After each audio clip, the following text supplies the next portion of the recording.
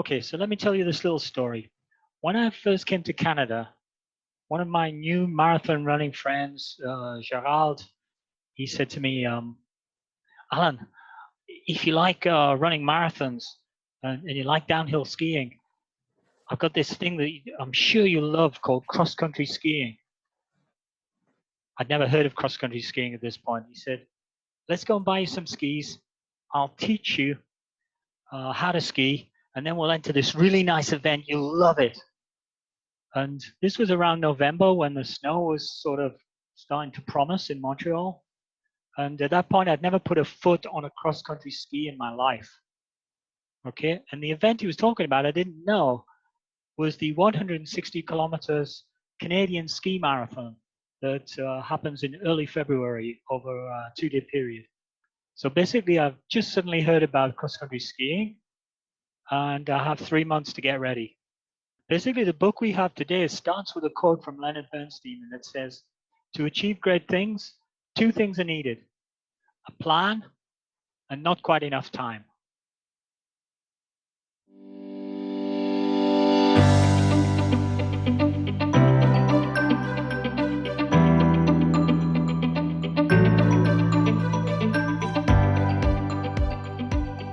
Hi, and welcome to Running Book Reviews Podcast, where we review running books to help you decide if you'd like to read the book for yourself. We also hope listening to us will give you some inspiration and motivation around your own running and maybe encourage you to try something new. My name is Alan, and here with my co-host Liz, we're going to talk with author Chris McDougall about his latest book, Running with Sherman. So this book is the story of a donkey who finds purpose and healing through running. Readers are introduced to the world of burro racing as well, which is something that I learned about in this book. We learn about how humans and animals relate and how the relationship can be healing for both of us. The book's main story is about a rescue donkey named Sherman, but the book is peppered with many other stories along the way, as is expected if you had read Chris's previous book, Born to Run. So a few things about the author. Chris McDougall covered wars in Rwanda and Angola as a foreign correspondent for the Associated Press before writing his best-selling book, Born to Run. His fascination with the limits of human potential led him to create the Outside magazine web series Art of the Hero. He currently lives with his wife and 2 daughters and a farmyard menagerie in Lancaster County, Pennsylvania, which is what we read about in Running with Sherman. So first of all, welcome, Chris, and good to have you here. Thank you. Yeah, this is fun. So actually, I'll just start by saying that I recently reread Born to Run. And I mean, I had read it the first time. It must have been like sometime close to the release. So maybe 2010, 2011, something like that. And I reread it just recently, maybe about a month ago. And I'm telling you, I loved it more the second time. Yeah, because the first time around, there were so many things that just flew way over my head. Like, I feel like that book was so beyond its time, just because you talk about Coach V Hill, who at the time, like, I didn't really hear about. And now, I mean, he has a memoir. Like, we read a whole book about Coach V Hill. So, yeah, Leadville, like the Leadville race, you hear about that, you know, in all the running magazines, trail running magazines now, but back in 2010, I don't remember reading about that. So, you know, it's kind of an aside, but that book I think is timeless, really. It's funny, Liz. Thank you. You know what's funny about that? So last night, I was watching an episode of Chopped with my wife and daughter, and one of the ingredients they gave someone to cook with was chia seeds. And I paused the TV and I turned to my daughter and said, you know, I invented chia seeds. She like grabbed the remote. She was like, dude, whatever. But again, I know I'm blowing my own horn, but I felt that way too, that prior to me being exposed to tabu mata, I feel like you never heard of chia. It was not a staple in anyone's diet. And then it just took off. Yeah, now it's all over the place. Same with like Scott Jurek. I mean, he went on to just be such an outstanding athlete, and even recently, And he's since like even written books Yeah. himself. And, Yeah. but at the time, like way back when, Born to Run came out in 2009, I think the first 2009. version. Yeah. And like, so back then I didn't really know who he was, but he was invited to this like little race that was being organized in the middle of nowhere. So yeah, it was really interesting. I think rereading that book, anybody that still has it should definitely do that again. But now on to bigger and better things. So you wrote a new book, Running with Sherman. So how did you decide to write this book, and how did Sherman become the star?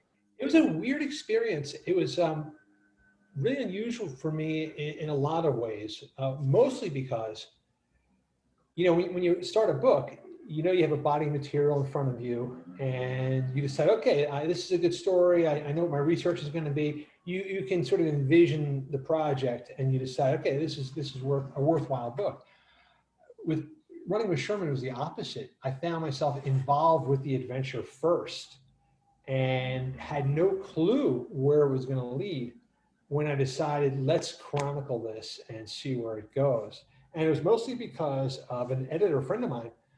I was talking on the phone, and she wanted me to do some articles for her. And I said, I'm taking a little break right now. I'm kind of jammed up. We got this donkey that we're trying to keep alive, and I may try to turn into a running partner. And she kind of like listened in silence for 5 minutes, and then she goes, dude, that's going to be a really cool book. And I'm like, I don't think so, Dara. I don't even know if it's going to live.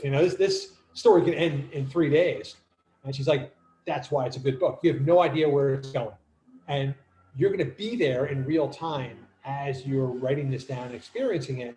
So, usually you write a book, you write it from the back forward. This is writing from the forward to the back, from the beginning to the end, as opposed from the end to the beginning.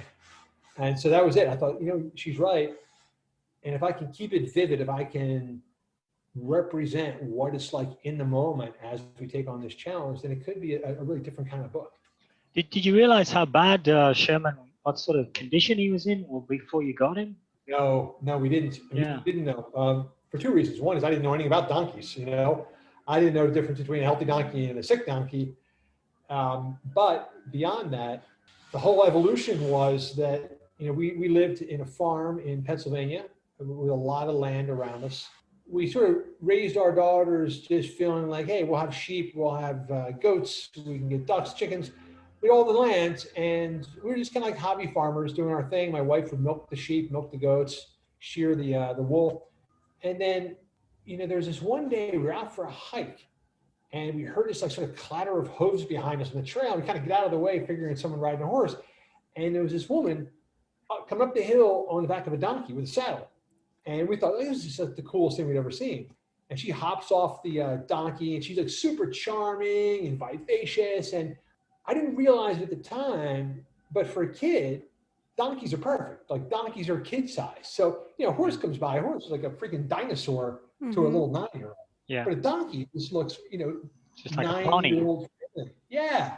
So the kids are petting the donkey and feeding them some power bars. Everyone's having a good time. And then the woman gets on her donkey and rides off into the sunset. And that's the last I think about it until like a year later, it's my daughter's birthday. And I say, hey, what do you want? She's like, I want a donkey. And that woman and her donkey were still on her mind. So Wow. Was that Tanya on the donkey? That was Tanya on the donkey. That was okay. Enter Tanya. Okay. So we started asking around, like, hey, anybody have any idea where we can find a donkey in Pennsylvania? And someone told us about this guy who was a hoarder. He had a donkey in a stall. We went to look at it. The stall was very, very dark, and we couldn't see really how bad we knew it was in bad shape. We didn't realize how dire it was until we got it out there the next day, and then under broad daylight, then we could see that this thing was in seriously near fatal condition. Yeah, we saw a picture of his hooves in the book. They look like almost like Alibaba slippers. Yeah, and that was basically the killer. So if horses and donkeys are kept penned up and they're just fed grain, if they're not walking around and they're not eating natural grass and foraging, then their hooves will just grow out and curl up, just kind of like like fingernails. They'll just grow so long. But the difficulty is that donkeys and horses need to move to digest. They have to, they have very small stomachs. And it's that rhythm, that rocky motion of walking that moves food through their digestive system. So if they can't move and walk around, they can't digest, everything gets impacted and they will die a very painful death. It's almost irreversible. Once colic begins, that's game over. So this donkey had not been able to walk because its hooves were so badly deformed and outgrown. And that was the major difficulty. It couldn't walk. It may already be impacting inside its intestinal tract. And the hooves were so extreme that we weren't sure if anybody could even successfully trim them. Oh, wow. So like, it kind of seemed like you brought this donkey home and everybody kind of mobilized and came over and did their share of donkey care. But like during that time, I mean, did you realize how bad it was? Like, did you think, oh, well, maybe he's not going to survive? Or were you sort of like a bit naive because like you had kind of no idea? You used a very strange word there, Liz. I think it sounded like think. I'm going to just take a second and look that word up. Here's an example of Chris McDougall thinking. So we're in Hawaii right now, and the big thing out here is outrigger canoes. So I rushed off on Craigslist, bought a 2-seat outrigger canoe. At 6 o'clock this morning, my wife and I launched this canoe. It was very windy, very wavy, very choppy. We're paddling out into the ocean, straight out into the ocean. I never bothered to check if this thing had any holes in it. And we came back and this thing was leaking like someone was pouring out gallons of water out of the bottom. Oh, no. So that is about the extent of my pre-planning. Take a boat, you have no idea if it's seaworthy, and just take it straight out into the ocean. So with Sherman, it was exactly along those lines. My 9-year-old said, hey, I want a donkey. I asked the neighbor, you know anybody with a donkey? That guy's got a donkey. Let's get the donkey. And before I know it, this thing's in my front yard. And again, it never clicked to do a little bit of due diligence. But here's the thing about it, though, all kidding aside, I think that no matter what, then the outcome would have been the same. If we had gotten to this guy's barn and we knew how bad it was, we would have taken it anyway. There was a moment when my daughters and I walked in there, and we walked in all like happy, like, this is exciting, man. We're going to get this cool little Eeyore. We're going to ride it, have all this cool stuff. And we look in his stall and we see this thing that has got teeth falling out of its mouth. It's up to its knees in muck. It's just, matted over with dried manure on its fur. And definitely not the chipper little riding stallion that we were expecting.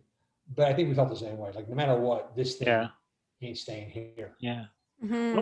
When I talk to people on the podcast about running, one of the last things I thought I would ever talk to anybody about would be donkey genitalia.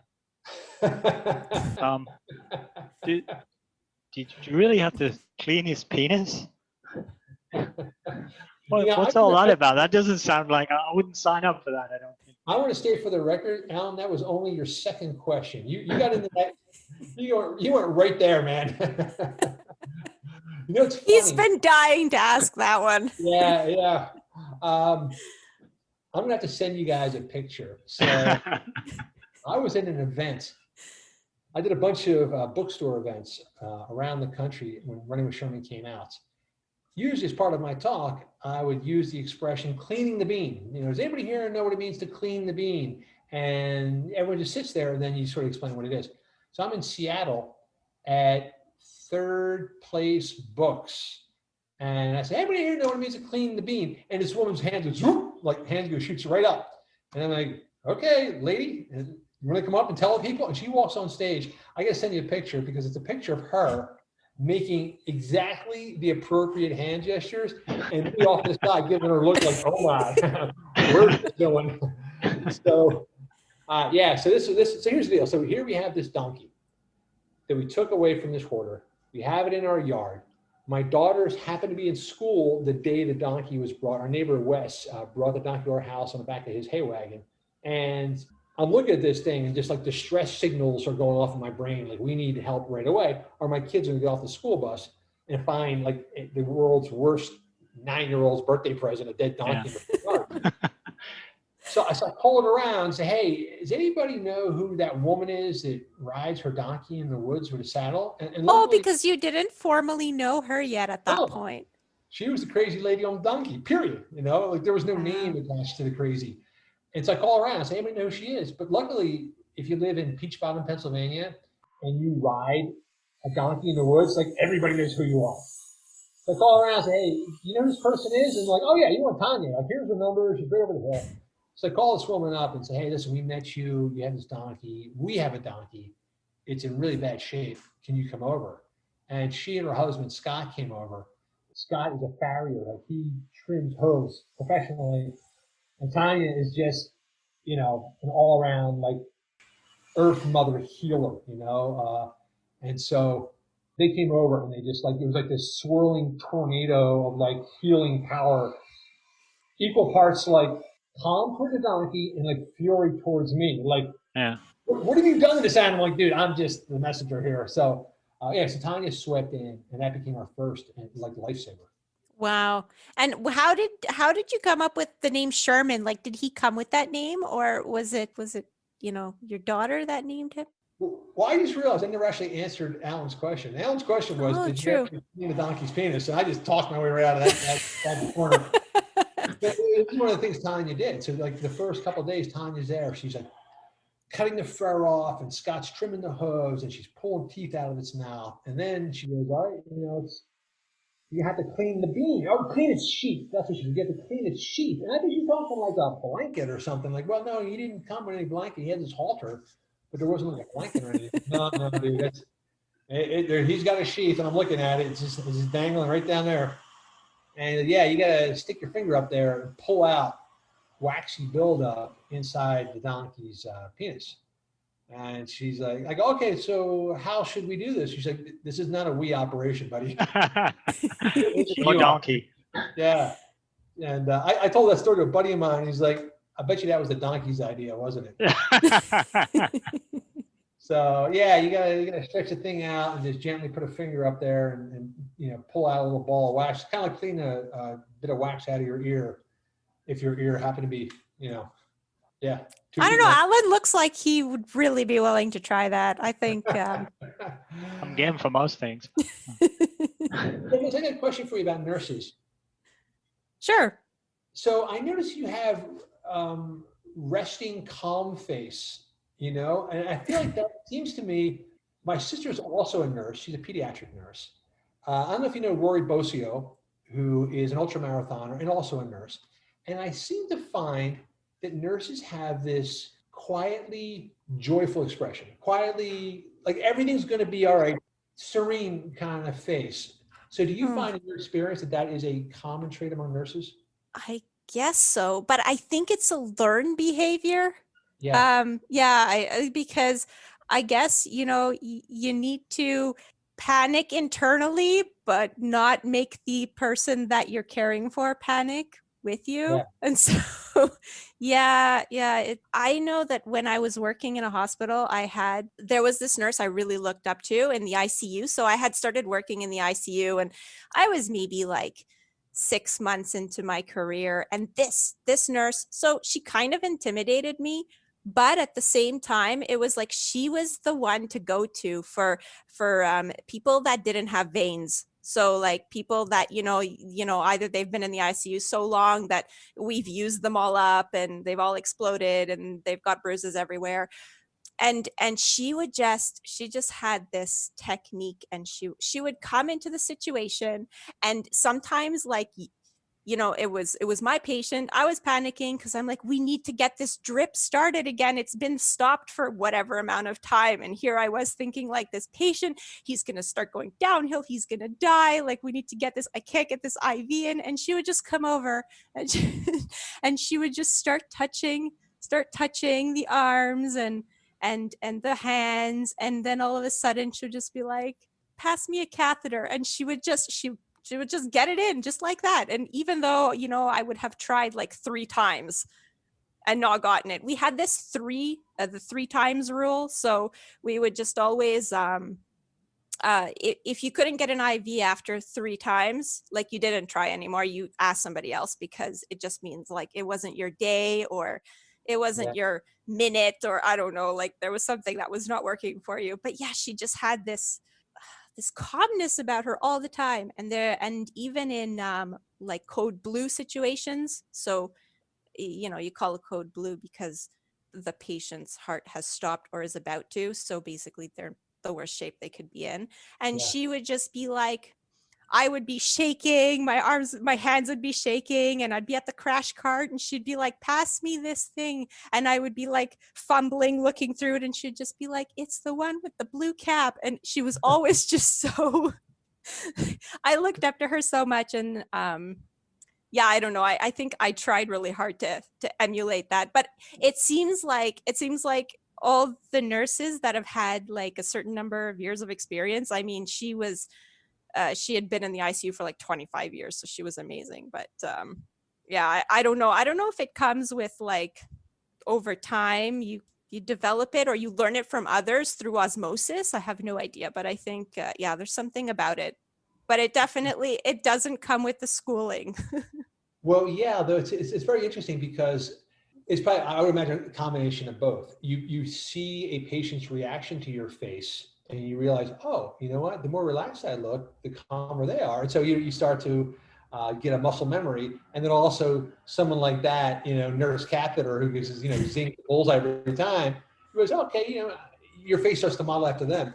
And I'm actually going to make a successful pivot from that question back to running with Sherman, because this is a saying that they have with burro racing, like everything you feel travels down the rope.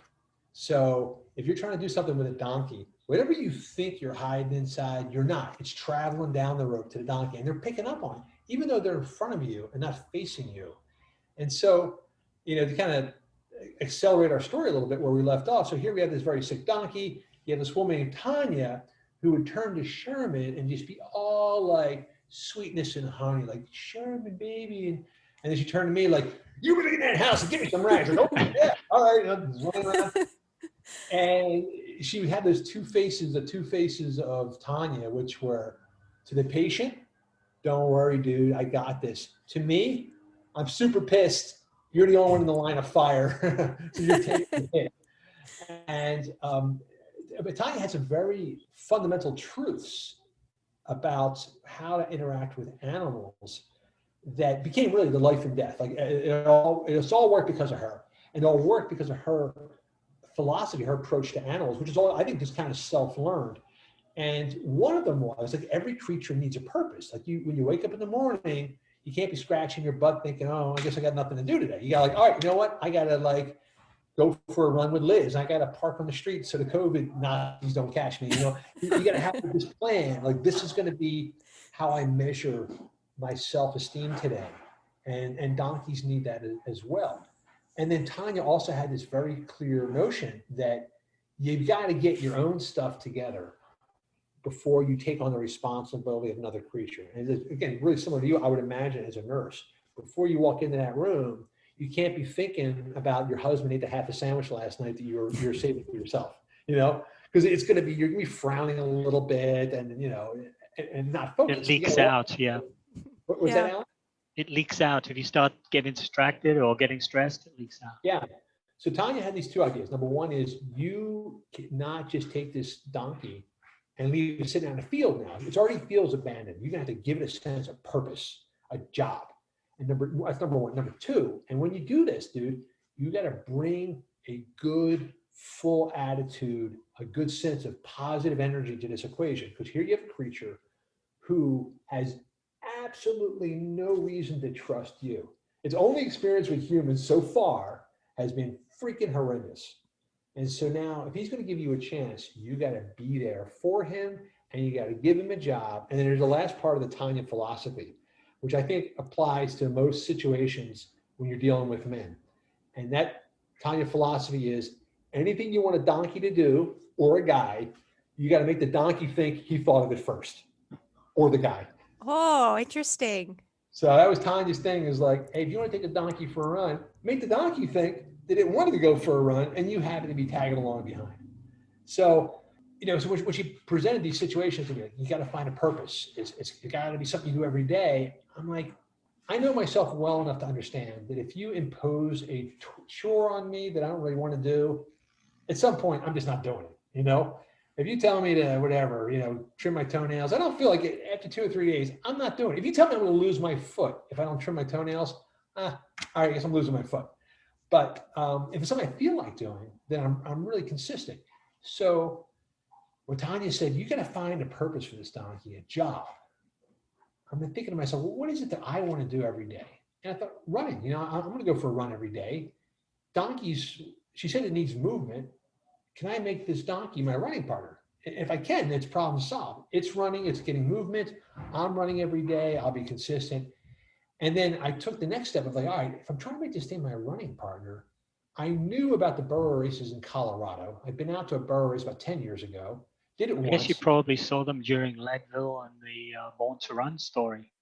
Yeah, it was prior to actually going down to the Copper Canyon. I went to Leadville to learn about the Tarahumara, when they had come here to race in Colorado. And that's when they told me about the Burro race. And I think this was like, I don't know, sometime in the spring, and the Burro race was going to be that summer, like in August, July. So I went back to Leadville, got into the Burro race, hated it. It was miserable, awful, just stupid experience. And I remember leaving thinking, all right, that's something I will never do. And 10 years later, I'm thinking to myself, I got this donkey, I'm gonna make my running partner. You know what? I know other dudes who run with donkeys in Colorado. You know what it's like. If you have that come to glory moment in the future, no matter how you feel about races, I'm not a big competitive racing guy, but at the same time, if there's that date on the calendar where I'm going to be running the Edinburgh Marathon, your training just changes, man. You get religion and you get out there. And so that's what my thinking was. If I'm training for a Burro race and it's a year out, then I'm going to be on my game and out there every day. And that basically became the starting point. Tanya telling me, you got to get a job for this creature. Me thinking, let's see if I can run. And then setting a date with Destiny where we're going to try to go to the Burro races in Colorado. But it didn't seem like Sherman was all that keen at the beginning. We kind of. No, It's not like taking your dog out for a run, is it? You just run along and say, it's actually more similar than you think. But Liz, you had asked first about the name Sherman. And so his name back in the stall was Shaggy. And my daughter is like, no. We're not calling this creature Shaggy. And so she's the one. We had just watched a movie called Saving Mr. Banks about Mary Poppins and Walt Disney. And there were the Sherman brothers who did all these really upbeat songs like, let's go fly a kite. And so we love the Sherman brothers. Yeah. So she decided, Sherman will be the creature. And as far as running a donkey is concerned, I had experience also on book tour last year. We were in Charlotte, North Carolina, and I was running with a guy. There's a great store called the Ultra Running Company. If you're ever down in Charlotte by any chance, pop into this place because it's more of a clubhouse than a running shoe store. Like these dudes, I sometimes think they forget there's actually selling stuff because they're having beers and shooting the breeze and going for runs. And oh yeah, by the way, we got some ultras on the wall. And I went down there, and Nathan and his gang took me out for a run. The U.S. Whitewater Training Center is in Charlotte. So they take me for this run. And at one point, the speed demons are off in the distance, and me and Nathan are just jogging along in the woods. And we see this woman, and she has her dog. And you can just see she's at the ninth level of frustration where she's just wrestling the dog, and dog's wrapping itself around trees. This was after I'd spent about 2 years, working with Sherman. And so I said to the woman, do you mind if we just try something, just to see if it works? And so what we did was, I said, Nathan, man, you go in front, I'll go behind, and the woman with the dog, you run right on his butt. Let's just get tight behind his butt, and let's run. And once that dog was surrounded, it just transformed. It had its nose pointed right down the trail, its ears were up, its tail was back, and he ran like he was on like train tracks. And I think the thing about it is, it's difficult sometimes to communicate with a nonverbal creature, like what it is we're doing right now. And the dog thinks, hey, I'm in the woods, dude. There's like 1 million freaking squirrels here. This is glory for me. But once the dog was surrounded and it realized, oh, it seems like everyone around me is running this way. And I had this friend of mine, there's a great club in Philadelphia called the Fishtown Beer Runners. And there's a Mexican guy named Guillermo. And Guillermo, when he first moved to Philadelphia from Mexico, didn't know anybody, he's very lonely, and he would start to walk rescue dogs. And he would bring the rescue dogs to running clubs. And it would be a different running club every week with a different dog. This dude's adoption rate is off the charts. Yeah. Wow. And because he would take these dogs, whatever, he'd take a Chihuahua to a running club, and everyone's setting off for like their, Wednesday night 6-miler. And here's Guillermo, the Mexican guy, with his like whatever dog, his like Rottweiler or his Chihuahua, whatever it was. But the dogs, he said the dogs, no matter what they were, once they were surrounded by people and the herd was moving, the dogs just like clicked right in. And people are like, oh my God, this is the best running dog ever. He said his easiest adoption was like a Chihuahua. They like banged out, like an 8-kilometer run, no problem. And someone adopted it the next day. So Wow. That's pretty neat. you said, it's not like running with your dog, but I really think it is. The key to it is what Tanya said in the first place, which is that if you think you're just going to yank on the leash and yell and shout heel, how many times have you seen someone yelling the dog's name, like, Roger, no, Roger, no. He doesn't know what those two words mean. But if we always like look out the window, and my boyfriend will be like, oh, look, there's another owner being taken out for a walk by his dog, because they're always like pulling on the owner. He's got the leash like way out in front. Yeah, and oh my God, it's slipping my mind. The dog whisperer, what is his name? Cesar Millan. Cesar Millan. So when I was trying to learn how to train Sherman, so we're basically going from an animal who has not walked in years, and within 1 year, we want to have him run a 29-mile race at 12,000 feet of altitude. So this is a pretty steep learning curve. And so I sort of threw out the net. Tanya was amazing. I called her friend Hal Walter, who's a Burro racer. And I also was able to get in touch with Cesar Millan, the dog whisperer. And I went out to California. I basically asked him the same question, like, how do you get your dogs to do what you want? And essentially, he's like, well, see what the dog wants to do and just channel that. You're not trying to like be a dictator. You're just trying to be a nudger. So, and every animal wants to go.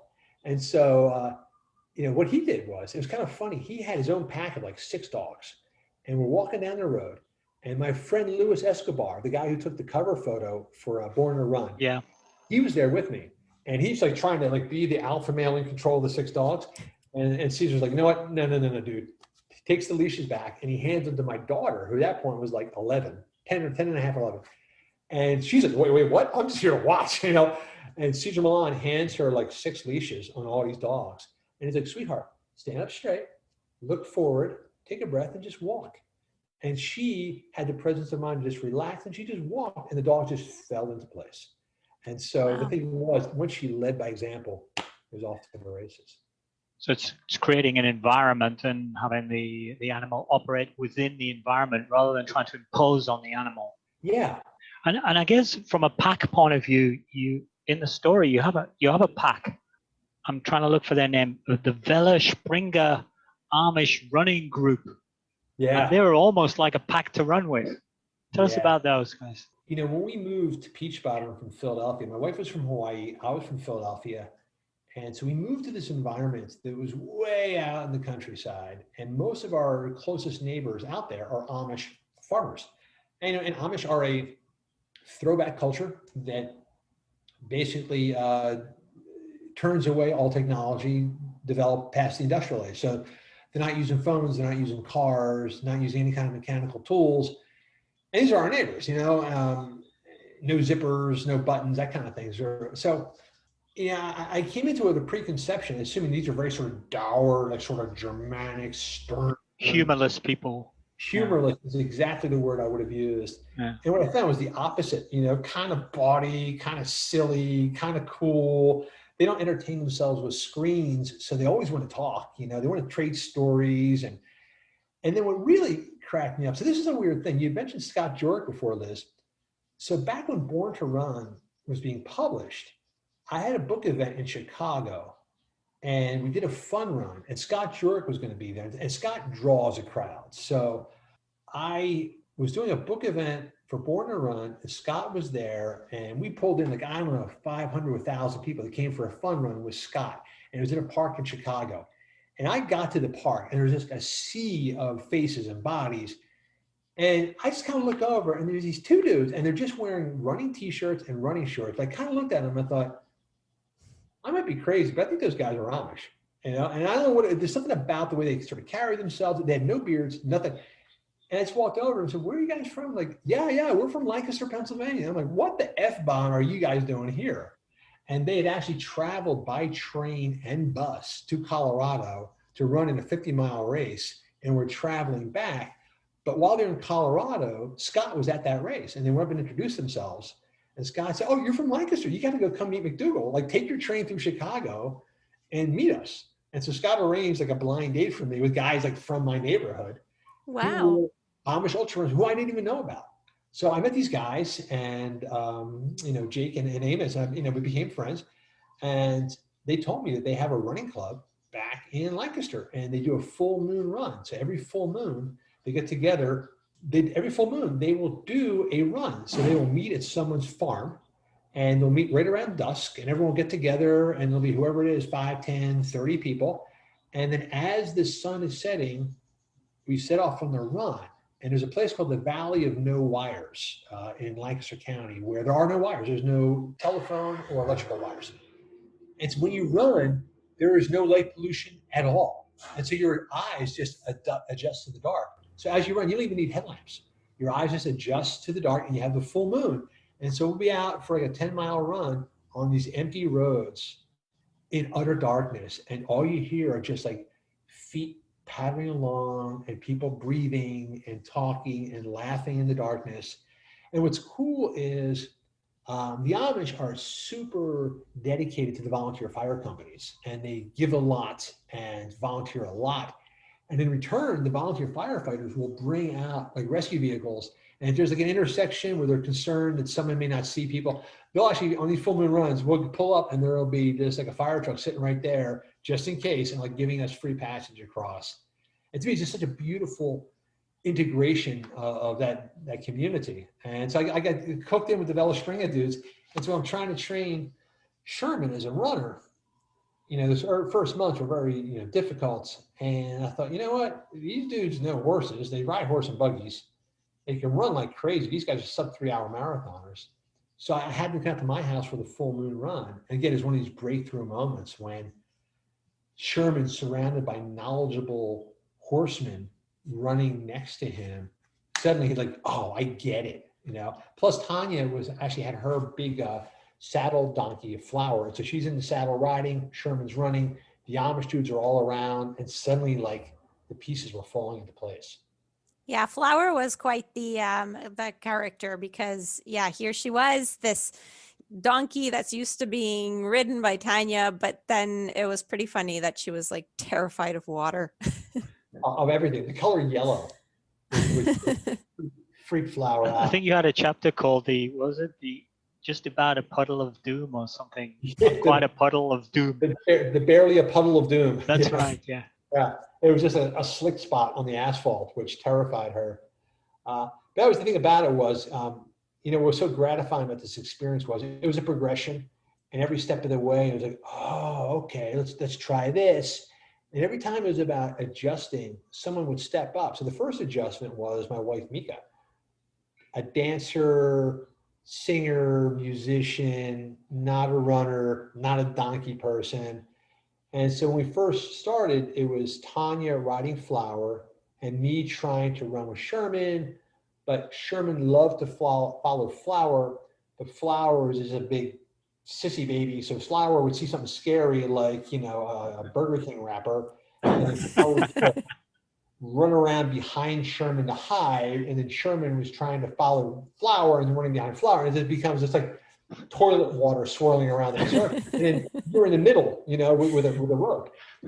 So, one of the breakthroughs we got was just kept throwing more donkeys at the problem. Like, maybe another donkey. So Tanya brought over her donkey Matilda. So it was my wife running with Matilda, me running with Sherman, and then Tanya with Flower. And then Tanya went through a very tough time in her life where she could not ride anymore. Yeah. And our friend Zeke stepped in. He was also going through a tough time, but he joined us. And we became this little running pack. We had the Amish dudes out there. And that became the answer. It was like every time it was time to readjust the plan, other people stepped up in a huge way and made things work. So I'm wondering, does Mika still run now? Like, has she been converted? Because she spent like basically a year running because of these donkeys. So is she converted? Yeah, it's funny. Yes, she does, and yes, we do. And I keep throwing like weird adventures at her. I think she didn't enjoy running because running can be inherently boring. I think there's a sort of fatal flaw in the modern approach to running, which it is so competition focused that it doesn't lend itself to recreation. And sometimes, a lot of times, those two things don't really coexist. If you're pushing, you're not enjoying. And so how many times you go out for a run, if you're at an uncomfortable pace, you're in a state of distress, you're not breathing comfortably, you start to feel aches. It's just not pleasant, and yet you feel like you have to do that. So if I'm training for marathon, then I got to do this. I got it. So it becomes this obligation, forced obligation and punishment. And so for my wife, I think when she would run, her friends were like pushing to training for races, and everyone's going fast and no one's talking. And then the beautiful thing about running with animals is that you got to chill out. If you are stressing, then they're stressing. They sense stress and they're going to shut down. So when me and Zeke and Mika would go out for a run, it was just, hey man, it's another happy day and this is a good time. And we try to let that travel down the road. This is going to be fun, everybody. And chat amongst ourselves. Let's make this fun and let's go the donkey's pace. And so, and also keeping the donkeys together. So I could be, or actually not me, Zeke. Let's say Zeke could have freaking Tarzan. Zeke could have blazed off at like 6-minute miles with Flower, and we would have seen a cloud of dust in the distance. But it wouldn't have worked because Flower wouldn't have gone and the other donkeys would have broken down. So we were all forced to just chill out, go mutual speed. And so, your very simple question was, does my wife still run? And I'm talking for 20 minutes. I think what happened was we made it so fun and so communal that she started to love it. And we try to maintain that feeling ever since with all of our runs. It's going to be fun and we're going to be together no matter what. And that's the starting point. So I think you've just defined the difference between trail runners and road runners, because I remember when we did the Trans Selkirk, so it was in BC. So obviously the race itself was like multi-day stage race in the trails, and we met some people, and most of them were like trail runners. They weren't like me, like marathoners.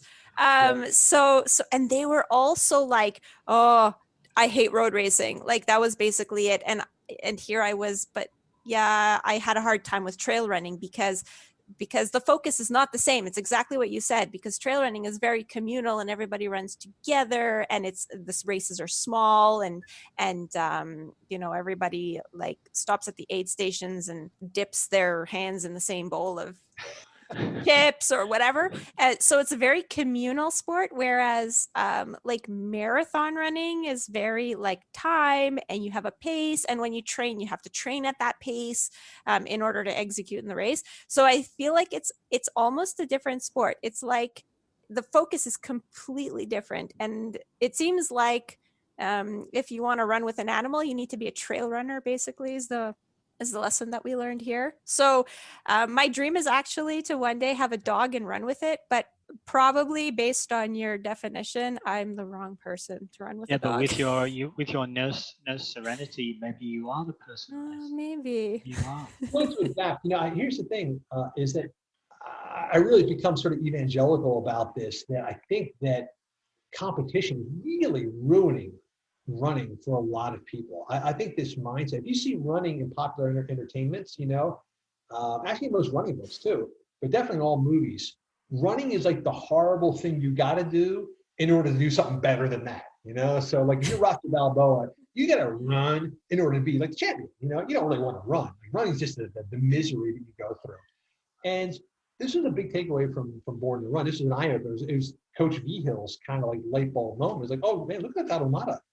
These dudes are actually having fun. Like they're in a pack. and they're cracking each other up. Whereas, all the Americans were all strung out, distance apart and, in their own little pain case. These dudes were a little knot of pranksters. And, it's funny. So I was in a race in 2006 with Jen Shelton and Billy Bonehead. We just come back from the Copper Canyon, and we were praying for each other and sort of hanging out together that summer after the race. And Jen was racing the Vermont 100, and she was going in there gunning for the course record, the overall course record. The only problem with Jen's plan was the night before she'd eaten like a whole jalapeno pizza and a pizza market. So she was in this race with a belly full of booze and starch. She blazes off at record pace, ahead of the pack. I mean, ahead of everybody, men and women alike. And right around mile 13 or so, there's an aid station, and Billy and I are waiting for Jen to come out of the woods. And she's not coming out. 4 or 5 people go by, no Jen. She finally comes out, and these two dudes are sort of flanking her, and she's running, but they're kind of making sure she's okay. They said they came across her in the woods, and she was vomiting so hard it was like a stomp rocket. Like the vomit was pushing her up off the ground, It was she was just up chucking. And these two dudes waited for her to get better, let her swish out her mouth with water, and then stayed with her until she got to the aid station. And there's a guy there, a Scottish guy, and he was a race organizer for the West Highland Way. So this big stage race in Scotland. He's like, see that? I'm not going to try and do his accent, but his accent made it. Imagine Sean Connery telling the story. So he's like, you see that? That's the difference between a road runner and a trail runner. If that was a road racer, they would have jumped over her and then had her disqualified for obstructing the course, But a trail runner will get her out of trouble. So I agree with you, but I think that kind of mentality of kick ass, obsessed with Strava, get your PR every day. I just think it ruins it for a lot of people. It's okay if you love that, but you have to love it. If it's controlling you, then it's a problem. Well, maybe the difference is that if that's what you want to do, but I think it sort of sets an atmosphere or tone for other people. So if it's what you're doing, that's cool. It just sort of sets an atmosphere for other people who are new to the sport to feel that they're not a part. I mean, if you look at the NAS Elite guys, the Hooker team in Flagstaff, we talked to Matt Fitzgerald about his time with them. The coach there, Ben Rosario, has worked out that it's actually a group event. You build a team of runners. They're all going to have individual excellence pursuits, but in fact, they're going to train as a team, and they're going to have team goals, and they're going to have fun together, and they're going to, race in little groups together. And people are starting to switch on to the fact that, these trail runners have actually got something here. Yeah. They've got a mentality that, in fact, is a positive thing that you have to bring now if you're going to be the best of the best. Yeah. Yeah. So in terms of the mentality of Sherman, at some stage, I guess you decided that the big hairy goal that you set for Sherman, maybe to go and run the World Championship of Burro Racing in Colorado, was going to be not a one donkey, one person event, but was going to be a 3 donkey, 3 person event. Did that just kind of flow naturally? Or, Mika, your wife, must have been a bit surprised to find out that she suddenly roped into the World Championship. Yeah, as you're saying it, Alan, I'm like, God, what a stupid idea. From the outside, Jesus, God, dude, get your feet on the ground. I think a couple things happened. One is that once the team came together, once Zeke joined us, Zeke brought an element to things that was this. He's younger than us. He's in his early 20s. He's a very physically strong guy. And he was a seriously trained athlete before, too. He was a highly competitive swimmer before. And he brought in sort of a certain spirit to the whole thing of why not? Why not? And so I think my feeling was I'm responsible for everybody here. If we're out in the woods and something goes wrong with either the donkeys or my wife or my friend Zeke, it's my fault. So I had that sense of keep it together, dumbass. Mika was much more kind of whatever, she didn't know this. And so she was looking to me for sort of guidance. If I said we're supposed to run 15 miles today, I guess we're doing 15 miles. So she didn't know if that was crazy or not. But he had that spirit of like, okay, I understand, I can do this. So once those three elements came together, Mika, who was very enthusiastic and supportive and joyful, Zeke, who was kind of quietly confident, and then me trying to sort of fret a little bit, plus the three donkeys, we had this feeling of like, yeah, why not, dude? Like it all started to seem possible. And we go off on these runs, and that became the thing. You know, it's like where you keep escalating, like, hey man, we did a 10-mile run yesterday. I think we can do 15 today. And someone says it, and someone's like, yeah, I bet we can. Yeah, let's do 15. Everyone's excited about the thing that if you said it yesterday, they would have said, forget it, you know? And that's what we would do. I just remember a couple of runs we did where, you know, we started doing hill repeats on this 1 mile high hill, you know? So we run to this hill, we did 6 hill repeats on this hill.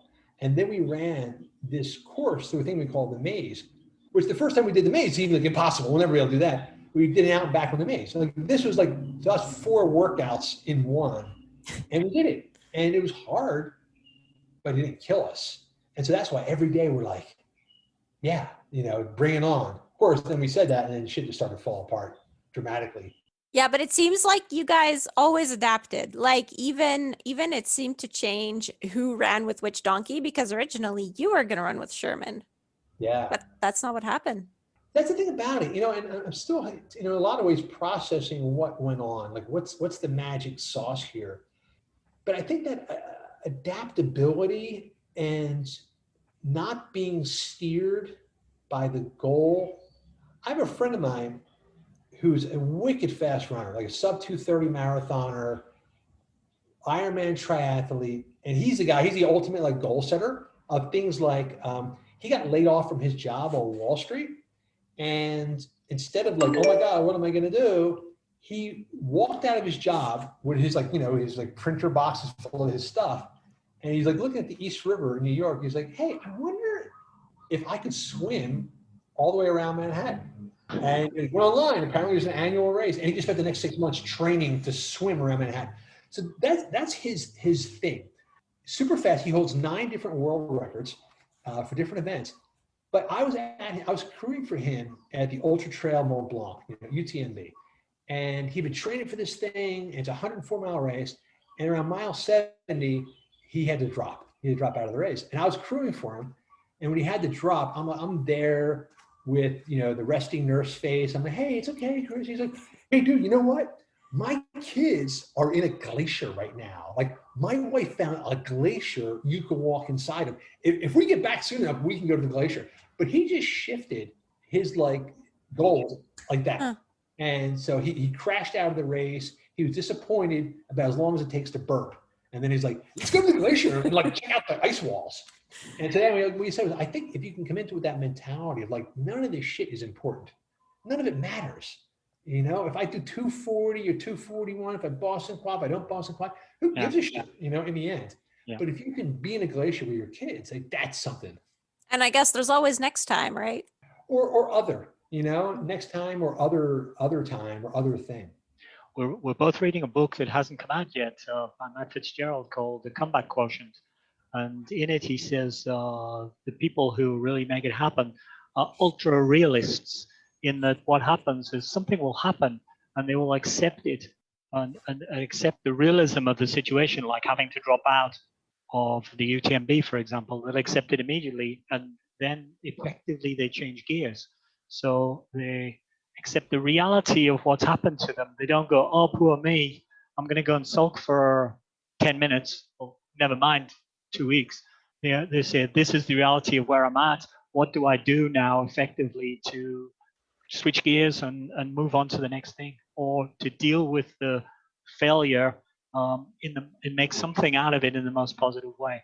Yeah, I think the big lesson from that is that you're not being steered by the events. You know, an event it's great to have the goal, but I think that if you go into it, what happened with us with the donkeys was, before we even went to Colorado, we already felt like we won. You know, we got this.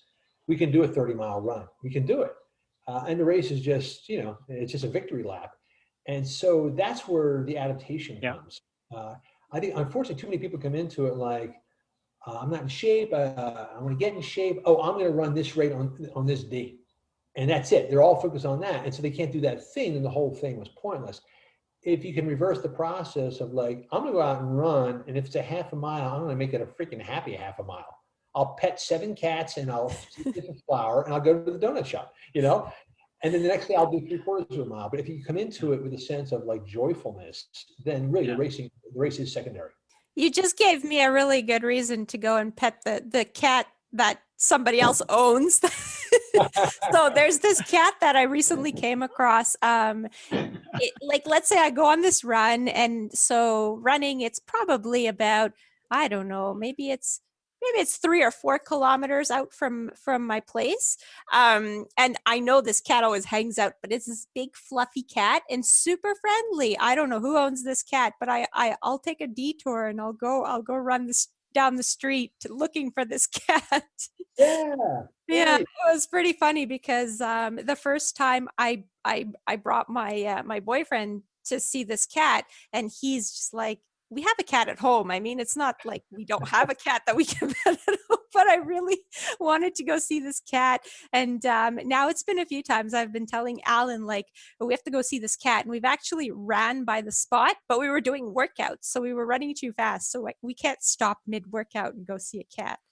But It's tricky. I used to call my wife the sightseer because I was like, "You got to run." She said, "Yeah, but look at this creek. That's how pretty it is." And I sort of learned to adapt to that. Like, yeah, take a moment. There's mileage in that, I think. You talk about, turning up to the start line and saying, "Oh, we can run, whatever the mileage is," and you've got these donkeys with you, and we've been talking about a pack of 3 donkeys that you're trotting along with. But I actually went on YouTube as part of the sort of research for this, and I noticed, because I was thinking, well, what if you got some super good runners who could run just as fast as a donkey? Then it's a done deal. And I noticed there's a YouTube video of Max King and Ryan Sands being given donkeys in Leadville, I think, in a race, saying, okay, work with that for a day, and then all you got to do is you're super runners, you'll be fine. And they got nowhere with those animals. So they're magnificent ultra runners who weren't beating the experienced burro racers, some of which are significantly poorer runners than they are. Yeah, so it's actually no mean feat what you took on. Well, thank you, Alan. But it's funny. They ran the World Championship the year before we did, if I'm not mistaken. I can't remember if it was the year before or the year after. But I remember watching that video. So they're Solomon sponsored. Ryan Sands, Max King they've won everything. Whatever Ryan hasn't won, Max has won. They've won everything, and they are just one South African. I forget where the other one's from. Super adaptable. They've been in a ton of terrains. These guys don't have like a weak spot in their repertoire. They are very strong in altitude, hot, cold, all of it. And they came to Colorado for this, and they didn't take it lightly. They were connected with Meredith Hodges, who is a world-class equine trainer, knows donkeys intimately. And they were given 2 like world-class donkeys, burros, who have actually won with other runners before. So these guys were really perfectly set up. And I remember watching the results of that race very, very carefully, because in a way, there's this whole kind of philosophy among the burro racers, which is that it's not just running, fellas. This is a whole art. And I thought, actually, it might just be running, because these guys win. That's all it really is. Yeah. Can these guys learn it? Because what we were prodding ourselves in is that the sweat equity of working with your animal, understanding it, it got to the point where I could watch Flower's left ear flicker. I knew exactly what she was going to do, and then you would adjust to it. And you move your body a certain way. Or if Sherman's doing one thing, I know Matilda's going to do, the whole chain of connection. So you spend all these hours learning these things, and have these 2 dudes show up and get handed 2 ropes and cruise to a championship really would have blown up our whole sort of our pride. So I was watching that race very, very careful. And like you said, they just got spanked 6 ways from Sunday. I think Max was last place, and Ryan got beat by a couple like 13-year-old girls and a 70-year-old, geriatric. And I'm not kidding. It was like almost literally like that. Yeah. But what it told me was that the one missing element was these dudes had not learned how to. They were not following their animals. They were not connected. They weren't teamwork. They weren't teammates. They were fast dudes trying to make a donkey run fast instead of teaming up with the creature. Yeah, and it's really interesting. It actually makes me think of, you have all these little stories of like relationships between donkeys and people that like the autistic boy who Right. could, he could just run up to the donkey like screaming, and the donkey would do nothing, and this donkey was like, normally very, very fierce. So it was really interesting that how they don't communicate. I don't know, they don't. Something about the way that we communicate, they don't. It's a lot of nonverbal, and they can develop these relationships with people that are different. Yeah, I mean, it's the thing about it. They're nonverbal creatures, so they interpret the world through their eyes, ears, and noses. They have to be experts in deciding what is a threat and what's not a threat, because that's what their survival depends on. And so they would watch Harrison Walter come charging at them, and they both knew him and had been raised around him, but also they could just assess, stand down, this kid's all right, just he'll be fine. And it's a cool thing to watch. We think of ourselves being like masters of the universe, we're the smartest, we know it all. And you watch other creatures just understand things way better than we do. So you're off to you're off to Colorado, and you've got Tanya, who's your driver, but then she went through her, as you mentioned, her separation and difficulties. So you ended up with no transport. So you've done all the training for this event. You've got your participants, and you've got no transport.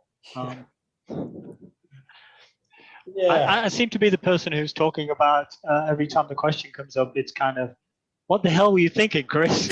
I'll tell you one thing. The one mistake I did not make was thinking I could drive a donkey trailer myself.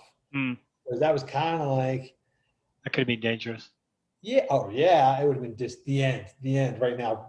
Pre-write the obituary. So, but we sort of kicked it around. Like, you know what? We could always borrow Tanya's trailer and her truck, and like Zeke and I could drive. And once I saw what the experience is like to drive 3 massive creatures on a trailer, 2/3 of the way across America and up the Rocky Mountains, yeah, it would have ended quickly and badly. So, but that's the situation. I don't know where we were, a month out, 2 months out from the race, and now suddenly Tanya had a really bad buggy accident, broke 2 vertebrae in her back. She can't go.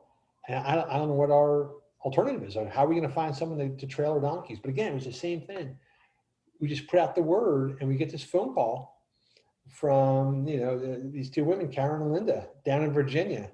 And, Karen is a 2-time stage 4 cancer survivor. And her attitude is, you know what? I'm doing it. Like, Yeah, she was amazing. Life is literally short. And if I think I'm going to do it, get out of my way. And so and then again, vividly remember, I only talked to them on the phone. I didn't know who these people were. And they drive up from Virginia. They pull into my driveway. They are about 5'0". Linda's 72. Karen's 58, 59. And I'm like, oh, God damn it. Like, please tell me there's somebody else in that truck that's going to get out through. And they're like, where are the donkeys? Where's the hay? We got to go. We're burning daylight. I'm like, oh, man. And I'm like, yeah, well, donkeys are there. I'm just going to get my bag. I'll be out in a minute. And I went inside, like, lock the door, turn off the lights, get my bag. And I was going to, try to get the donkeys in the trailer. They've never been in a trailer.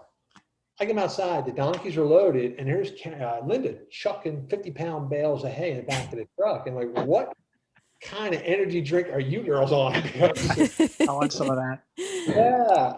And that's what it was like. The attitude of these 2 was like, whatever, we got it, let's go. They're fantastic characters in the book. They made the book even better to read. Yeah, it made the most unlikely people. I mean, they look like something that you would write in a script of a film rather than happen in reality. And they seemed so unreliable, but yet they were super reliable because they were always there when they had to be. But in between, you were sort of like, oh no, what's going to happen? Are they going to come back? Yeah, it's funny. Someone was telling me that about their kid, they're like, you know what? We always lose Johnny, but Johnny never loses us. So we never know where he is, but he always knows where we are, and he's always around. So you got your drivers, and then you proceed to have also your own personal misfortunes. I mean, you had a broken hand, and you've still got the broken hand by the looks of things, or the residue of it. There's a metal plate and 6 screws in that hand right there. Wow. So, and that was less than a month or almost a month on the bean. I was playing basketball and I broke my hand and had to go in for surgery and physical therapy. And I remember asking, the doctor, like the surgeon, like, hey, is it okay to run? He's like, yeah, you should be running by the end of the summer. I'm like, dude, I got this race 4 weeks. What do you think about in 4 weeks? And then it involves a 2,000-pound donkey and a rope. And he's like, if anything happens to that, like, I don't know how we repair it. He was like, your bone looked like a blown up firecracker. Like, it was just ragged. And so we just bolted this thing back together. And if you break it now, it's going to be a job. And so this led to the basically next phase of the operation, which was, can I run with the donkey now one-handed? Like, are the donkeys so down with the plan that we won't really need to control them that much? And that's what happened, and it was this thing I felt from the start, but I wasn't sure we could pull it off, is that, can we just flow with them? Just let them understand this is what we're doing and they don't need to be controlled. And that's what I found with Flower. I could run barely holding on the rope, like just holding it with 2 fingers. And as long as I was near her where she could sense me, she knew what to do. And we just started to go. We were doing, again, 15-mile runs within a week of hand surgery. Wow. Except then you had another problem. Well, that wasn't me. That was stupid Zeke, who's stupid. Yeah. Zeke, by the way, is like a dual PhD at Berkeley right now. So I like to call him stupid because he's smarter at 5 than I am today. Yeah, man, it was a freak accident. Like mine, actually. The funny thing was, he was practicing parkour on a playground. So he's like leaping off of jungle gyms, no problem. He's jogging to his car and he hits the curb wrong and he snaps a bone in his foot and he's out. And this is like within 2 weeks. Like, now we have Karen. Okay, now we're going to drive. We actually even here, you know how hard it is to find an Airbnb that takes donkeys, I can't imagine. Yeah.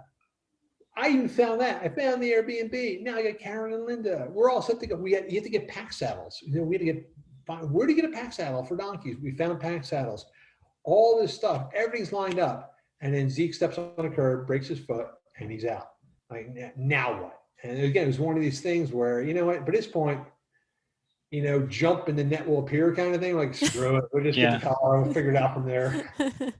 Were you worried about Zeke at all? Because, when he came in, he seemed to be suffering badly from like depression or adolescent depression. And, the goal of running in the race almost seemed to, be part of his medicine.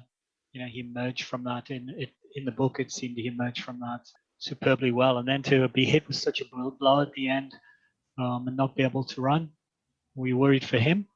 I was worried, and still am more worried about Zeke because he has a thing that a lot of us have in our 20s, which was that we don't realize, dude, this is the hottest you're ever going to be, Like, in his mind, he sees all the flaws. I'm like, dude, you're like a goddamn male model, rock climber, donkey racer, PH freaking D. Like, you're off the charts in every measurable category of human performance. And you're really nice and you're really funny. And so in his mind, I just think there's just so much self-doubt and self-judgment. And that's why I worry about him. And so with the race, I was less concerned about him losing activity, like the running, and the way the running can temper and medicate depression. I was less worried about that and more worried about that he would internalize it as maybe me calling him stupid Zeke isn't helping. Right. So Alan has this saying that youth is wasted on the young. Yeah, because, like when you're young, you have all the potential to, like in terms of training, to train hard and be your most fit. But usually you'll do stupid things like not sleep enough, eat pizza for breakfast, and, like not follow a training plan. And then later on, when you're older, you get really smart about everything. but you don't have the youth anymore. Right. Not the wheels. So here's the thing. So Zeke actually went on book tour with me. So we did this crazy barnstorming book tour where it was a different city every single day for like 50 days. And we drove I did the West Coast and then we did up and down the East Coast. And so Zeke and I were road warriors together, just he and I in the van. And what was kind of funny at these events is I would go on stage and I would give a talk and I would say, listen, you guys haven't read the book. Those of you who have, you know who that dude is back there. And I'd point to Zeke, who'd be sitting off in the corner. And I said, that is Zeke. And everyone who read the book, like their heads spin around like, oh. And I said, those of you who haven't read the book, trust me, before you leave today, you're going to want to give this guy like a little cuddle or a hug. Because when you find out who he is, you're going to really regret that you didn't like hang out with him a little bit. And afterwards, and I don't mean to sound stupid, but it will anyway, but I'm going to try and do the best I can. We'd be signing books and like women would come up to Zeke and you could see the signs, like, they're flipping their hair and they're giggling and they're touching his arm and like Zeke,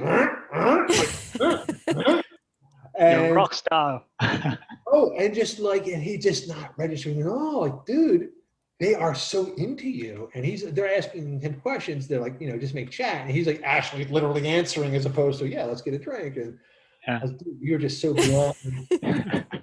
Oh, it's good to hear anyway. Yeah. I actually just talked to him on the phone last night. So he, while we were on book tour together, he was writing his essays for his PhD applications.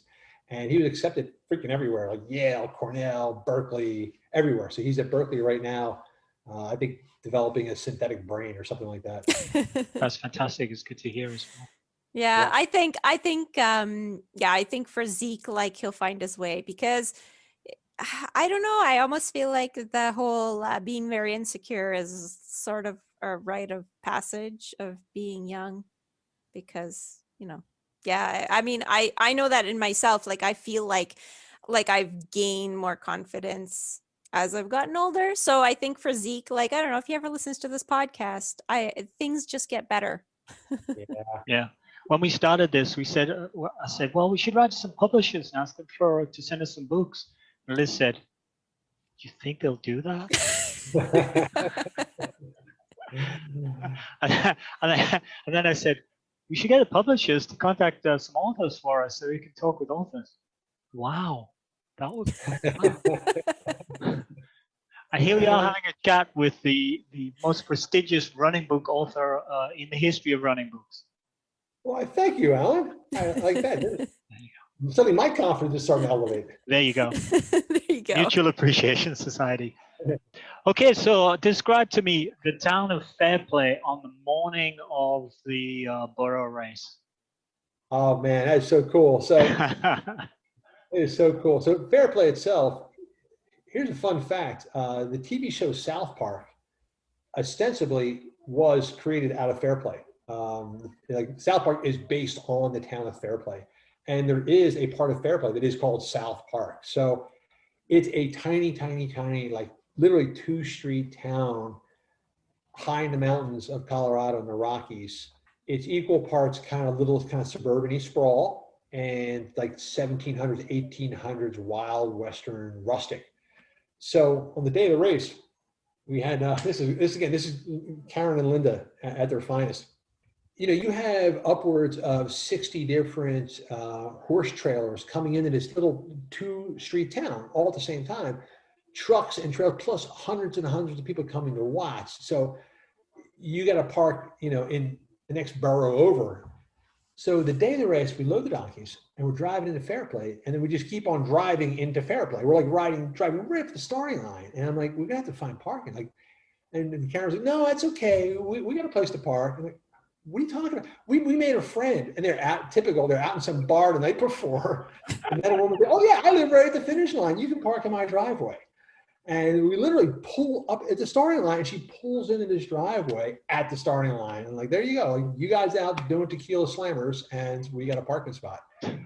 But the beautiful, wonderful thing was for the donkeys, Sherman, who had never seen another donkey until he met Flower and Matilda, we take them out of the trailer, and it is donkeys as far as the eye can see. And they're all braying and making noise. And just the look on Sherman's face is like, oh my God, like we are an army. And they were just so like their hair was standing on and they were so excited. And all the donkeys felt the same way, like, oh man, we are a tribe. Like one big pack. Yeah, yeah. And I yeah, imagine it's like dogs when you do husky packs. Yeah. I did dog sledding for the first time last winter with my kids as an activity for Christmas. I thought, I wonder how they treat the dogs. The dogs are absolutely up for pulling sleds. They all mingle together and they all howl and make noises and they want to go. I'm going to recommend a book to you. It's not strictly a running book, but it's about a dog sled racing book. And so you may want to read, it's a great book. It's called Welcome to the Goddamn Ice Cube, which is my favorite book title of all time, by a woman named Blair Braverman and her husband, Quince Mountain. Blair is a writer for Outside Magazine. But I wonder if it falls even within the umbrella of a running book, because it's about running, but the dog's running. But it's a great book to me, but it's really about training and about that same, conquering of insecurities and, pursuit of a goal. But you're very right. I went out dog sled racing with Blair and Quince, and this one dog named Refried, who was just like yodeling the whole time. Like, we're out for like a 30-mile dog sled thing, and the dog goes, I said, what's with that dog? She's like, oh, it's just happy. Refried just loves to run. It's not that different to trail runners when they're together. Yeah, right. A bunch of shaggy creatures. So the rules of the burro race is the donkeys have to carry things as well. They have to carry a standard kit. Yeah. The idea is that it's a throwback to prospectors, and so this is not just running around with donkeys, but this is a legitimate activity that sprang from a necessity. And so every burro has to have a pack saddle with traditional miner's tools, which is a pickaxe, a shovel, and a mining pan. Mini donkeys just need that. You just need to have the tools and the saddle. There's no weight requirements. Anything that's a standard or mammoth donkey, which are bigger, almost horse size, you got to carry, I believe, it was 30 pounds of weight. So Flower was a standard, and so we had to strap on 2 15-pound barbells under her pack saddle. Poor Flower. Yeah, listen, Flower is doing fine. Flower's 2,000 pounds. She didn't even notice it. So strap these things. And it's part of your sort of trail challenge is making sure the pack saddle's on right and the donkeys are okay with it. And you ended up with a brand new member of the team that basically you had to recruit because of Zeke's foot at the last minute as well. Yeah. So there's this wonderful family, the Pedretti family from Minnesota, and they come down every year. So one of the Pedretti boys, Rob Pedretti, had committed suicide. He was a champion burro racer. And so the family has done this thing, which is just so kind of glorious. They hold their family reunion every year in Fairplay at the World Championship. And Rob's brothers began to run with his burro in order to, as a tribute to Rob.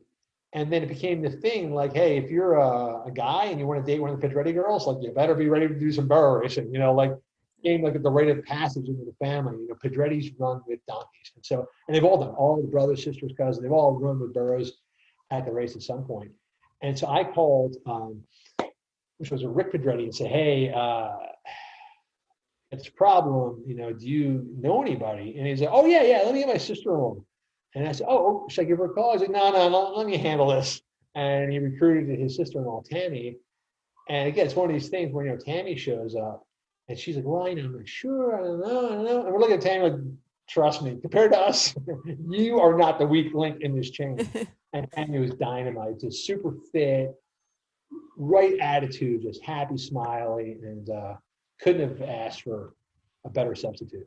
So at the beginning of the book, Sherman was supposed to be with you kind of temporarily, like he was like taken from the hoarder, but it was supposed to be like borrowed.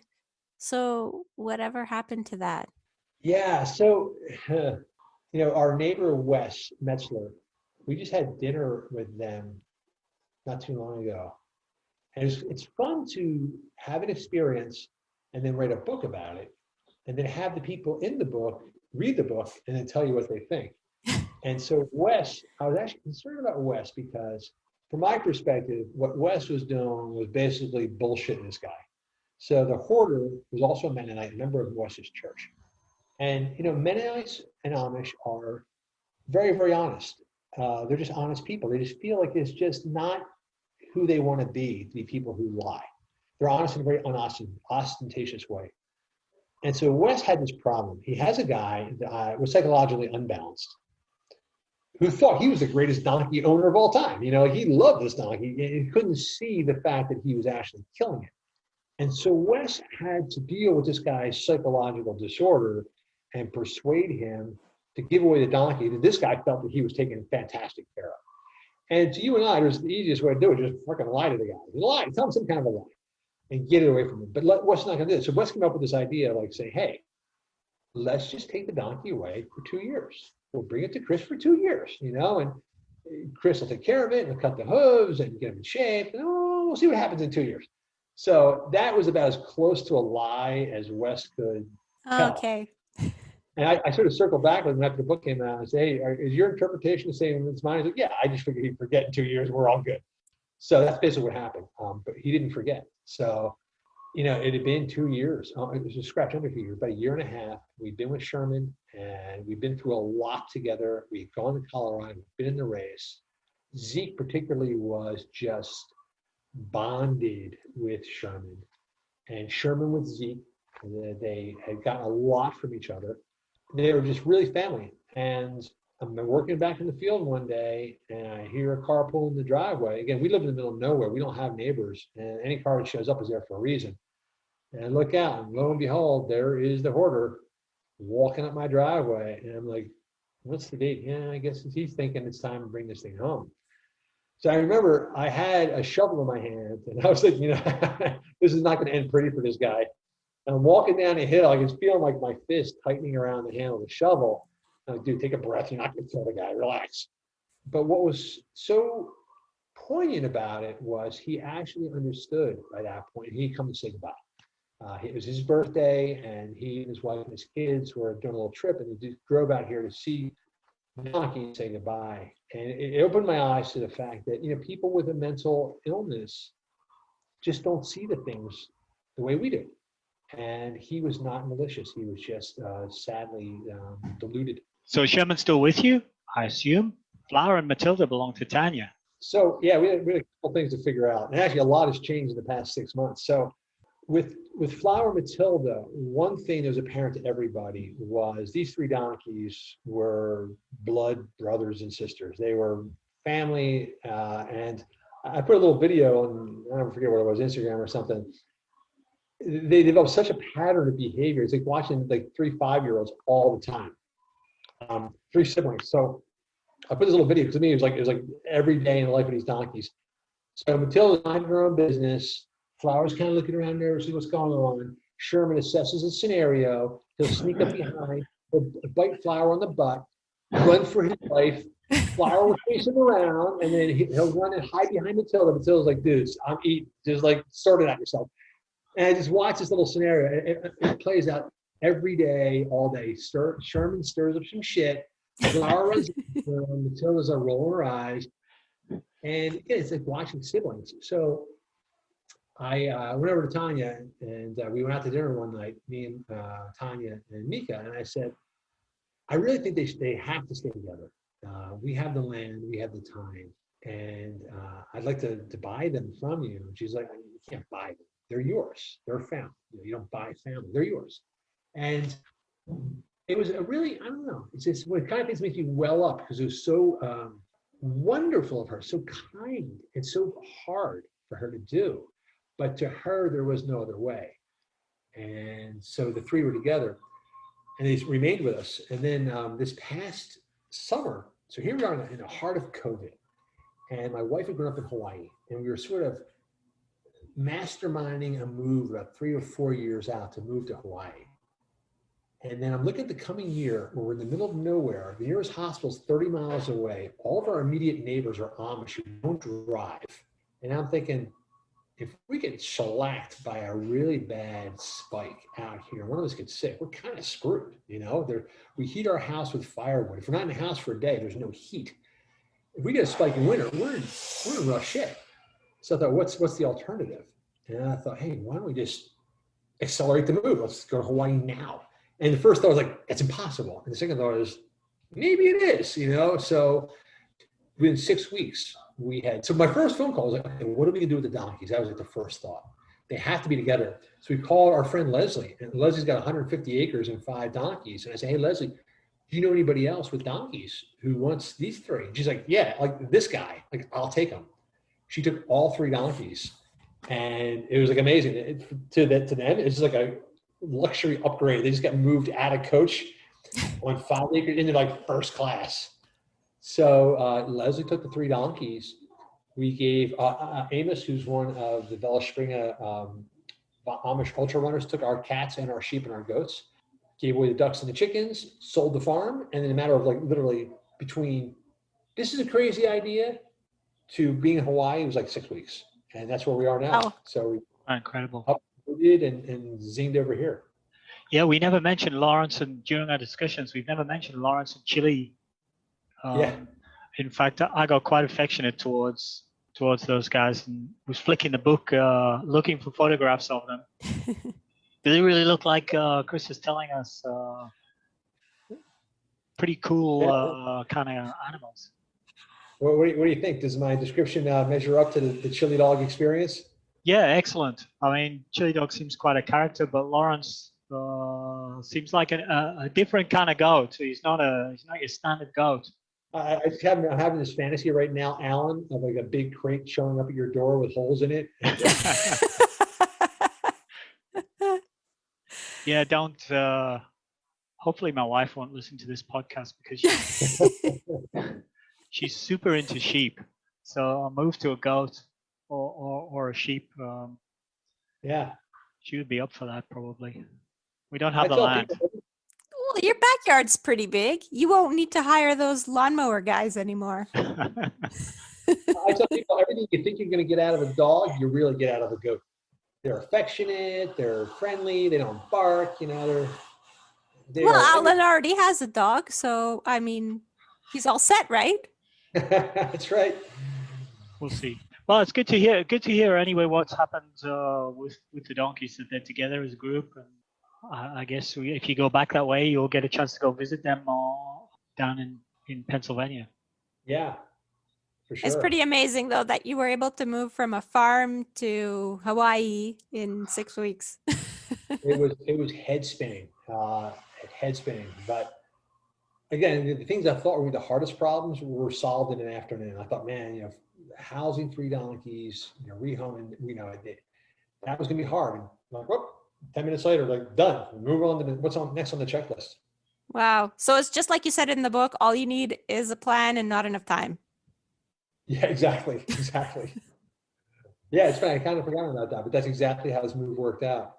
It's a fantastic story with some brilliant characters and a bit comparable to Born to Run from that point of view. An amazing story with a whole cast of characters who are fascinating. But I think, and thank you for the book. It was absolutely brilliant to read. It says a lot for you as an author as well, because you seem to be able to get stories out of people. I just watched you just have a chat with Liz there, and hopefully it'll appear in the podcast. And you got her to tell you a whole story that I've never heard before. We've been running. How many hours do we spend together every week? Oh my goodness. Must be at least 10. and you managed to get her to tell you a story within 5 minutes of introducing. So there's a skill there. I'm not sure what the skill is and how you distill it out, but you clearly have a skill. Yeah, but you know, it's an interesting thing now. I really think this was a revelation to me. It happened years ago when I was living in Spain and didn't speak the language. And you have to engage with people who don't really want to talk to you because you can't speak the language. It's boring. You know, it's boring to talk to somebody who can't, you know, is struggling over words. And that was like my way of doing it, was trying to find, because when you don't speak a language, you're basing things on observation. You're looking at people and trying to notice things. And that was, to me, it was like a light bulb moment. Like, you know what? no matter who they are, if you ask the right question, like something's going to come out and you're going to be genuinely engaged. So yeah, it's something that I really like to do. So what are the take-home messages that you'd like people to get out of running with Sherman? It's a great story, but are there some messages that you'd like to leave us with? You know, I think there's been a through line, an accidental through line of all of my books. So there's Born to Run. After that, I wrote a book called Natural Born Heroes about World War II resistance fighters. And now there's Running with Sherman. And I think there is a common theme that runs throughout. And I think we alluded to it when I was talking about how competition can spoil things. I think the common theme is that if we can get outside of ourselves, turning running into a joyful communal experience where we're all in it together, that it has ripples and ramifications that are far greater than we realize.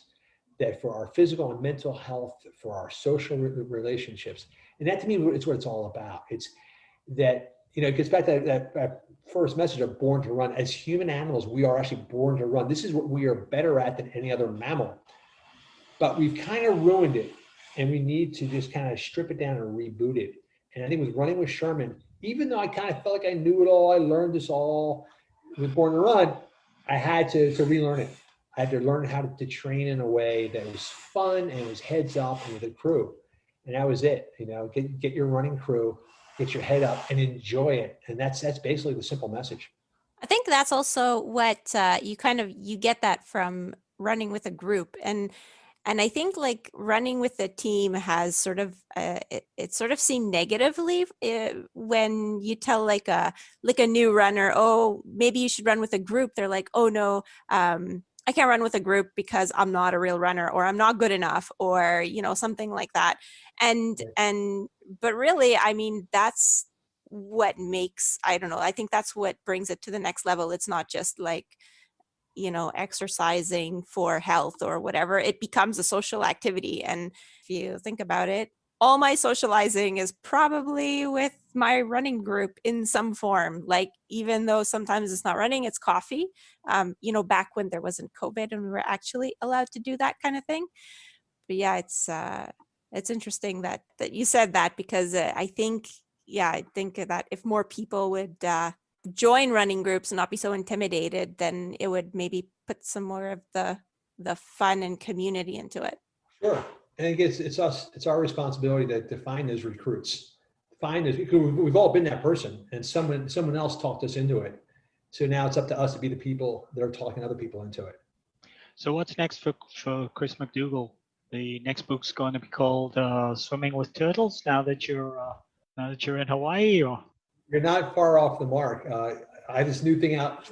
Well, my wife and I do a thing called the Aquaman, which is my like way inflated name for it. But basically, we run like down the beach and we like swim this quarter mile like across this channel and get on the other side and keep running again. So it's this cool kind of like wild man biathlon we do.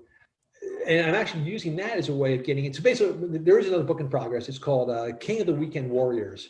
And what I'm looking at is, again, people who are driven more by the sense of fun and adventure and less by the sense of conventional achievement.